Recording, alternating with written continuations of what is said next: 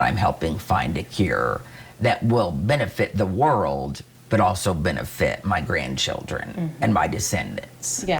The face of courage, a woman on a mission to find a cure she hopes will benefit others in the future. Alzheimer's is a disease that impacts the mind and destroys memories and other important mental factors. It's impacted two of my grandparents, Raphael, and our Kelsey Anderson joins us in the studio now with how a Hancock County woman hopes she's helping find a cure for a serious disease, Kelsey. Well, Megan, pictures, they fill Darlene Bradley's home. Pictures that hold memories from her childhood, from weddings and cousins camp that her and her husband host every year.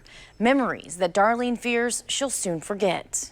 My loved ones can tell that I am slowly declining. Darlene Bradley was diagnosed with Alzheimer's when she was 56. I had always had such a good memory. And some things from years ago I can remember very well.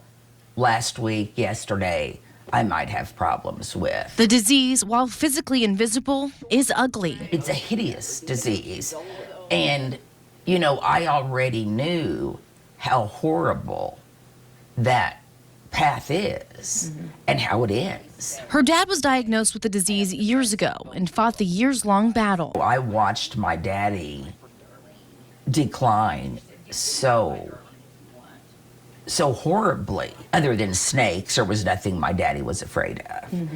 And by the time he was ready to pass, he was afraid of everything. When she was diagnosed, she knew she wanted to do whatever she could to stay ahead of the disease for as long as she could. That's why she's taking part in a trial for a first-of-its-kind drug called Aduhelm. We know that the likelihood of this working for someone is better earlier in that disease diagnosis. Natalie Sutton, the executive director for the Alzheimer Association Greater Indiana chapter, says the new drug gives them hope for the future. We know that this particular treatment isn't a cure, can't help everyone who needs help, but we do think it ushers in a new class of treatments that are going to help a lot of people, and that gives us so much hope. People say, well, do you think it's working? I don't know how I'd be if I, wasn't on the drug. Bradley tells me whether it's working or not, she's thankful she can help to find a cure for a disease she knows she's passed on to her family. Most think that my kids won't see a cure, but that there's a good chance that my grandchildren will.